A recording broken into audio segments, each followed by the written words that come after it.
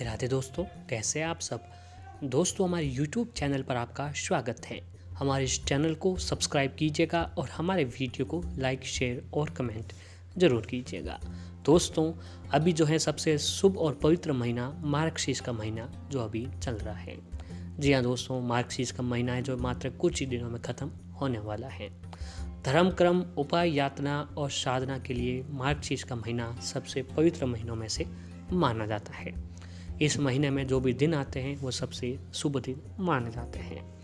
और दोस्तों, इसी महीने की जो है एकादशी वो भी आ रही है। जी हाँ दोस्तों, इस बार की जो है मोक्षदायिनी एकादशी मार्गशीर्ष महीने के शुक्ल पक्ष की एकादशी के दिन मनाई जाएगी।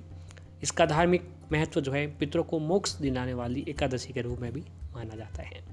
जी हाँ दोस्तों, इस दिन को जो है पितरों को मोक्ष एकादशी भी कहा जाता है।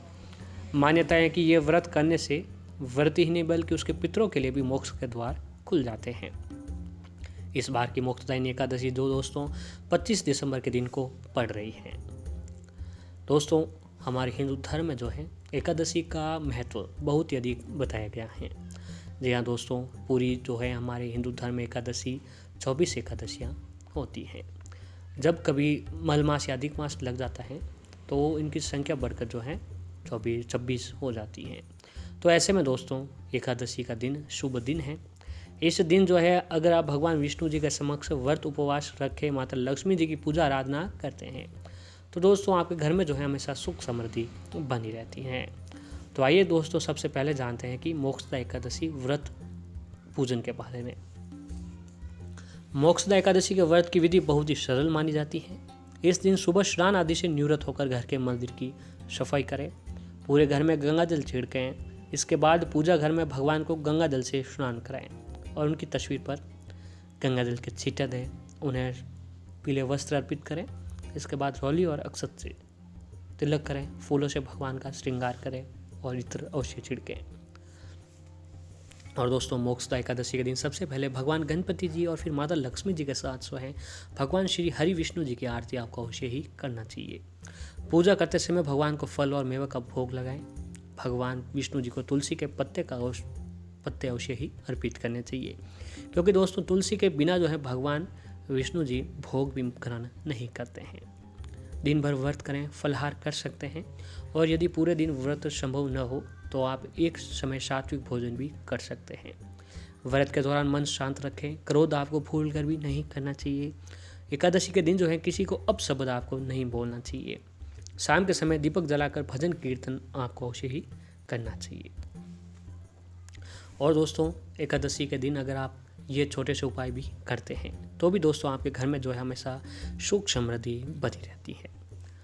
दोस्तों, मोक्षदा एकादशी पर भगवान विष्णु जी को पीले रंग के फूलों से पूजा करनी चाहिए। इससे आपकी हर मनोकामना पूरी होती है और पीले रंग के फूल जो है भगवान विष्णु जी को बहुत ही प्रिय होते हैं।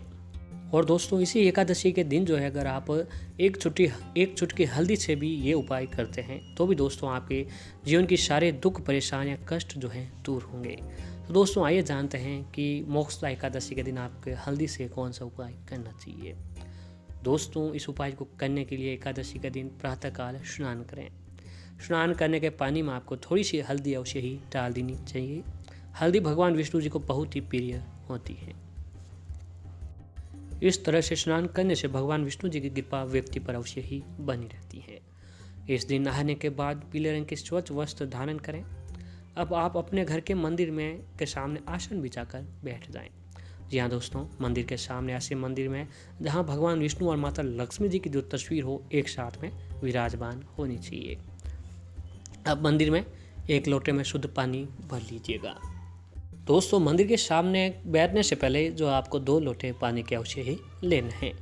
एक लोटे में दोस्तों उसमें थोड़ा सा गंगा जल डाल दीजिएगा और दूसरे लोटे में सादा पानी डाल दीजिएगा। अब उन दोनों लोटों में जो है दोस्तों थोड़ी सी हल्दी भी डाल दें। अब भगवान विष्णु जी के सामने एक शुद्ध घी का दीपक जलाएं। वैसे तो दोस्तों दीपक के नीचे जो है चावल रखा जाता है, लेकिन एकादशी के दिन चावल का इस्तेमाल नहीं करना चाहिए आपको, इसलिए इस दिन एक छोटा सा कपड़ा बिछाकर उसके ऊपर दीपक रख दें। फिर धूप बत्ती जला दीजिएगा।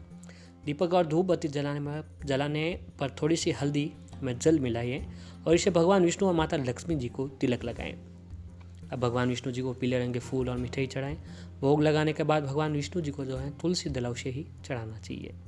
तुलसी दल के बिना भगवान विष्णु जी की पूजा अधूरी मानी जाती है। अब भगवान विष्णु जी के महामंत्र ओम नमो भगवते वासुदेवाय नमः मंत्र का 108 बार जाप करें। अब भगवान विष्णु से और माता लक्ष्मी से अपने और अपने परिवार की समस्याओं के निराकरण की प्रार्थना करें।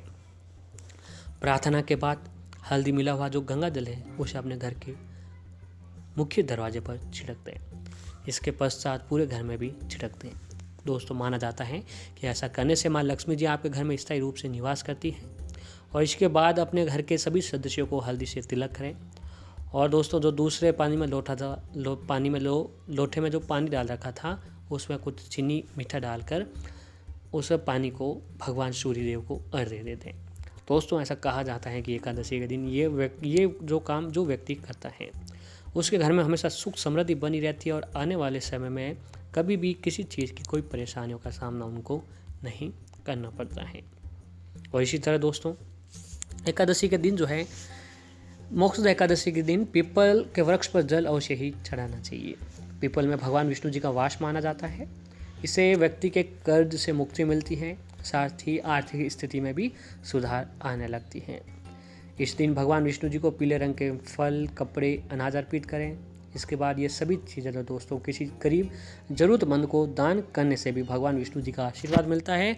और भगवान विष्णु जी के आशीर्वाद से व्यक्ति को हर काम में सफलता उसे ही मिलने लगती है। एकादशी के दिन भगवान विष्णु जी को खीर का भोग लगाना बहुत ही शुभ माना जाता है। खीर में तुलसी के पत्ते डालकर भोग लगाएं। इससे घर में शांति बनी रहती है। परिजनों के बीच भाईचारा भी बना रहता है। इस दिन शाम को तुलसी जी के सामने दोस्तों गाय के घी का दीपक जलाकर 11 परिक्रमा अवश्य करें। इससे घर में सुख, शांति और बरकत भी बनी रहती है। जी हाँ दोस्तों, एकादशी के दिन जो है तुलसी जी को जल चढ़ाकर देसी घी का दीपक जलाने पर भी भगवान विष्णु जी की कृपा व्यक्ति पर बनती है।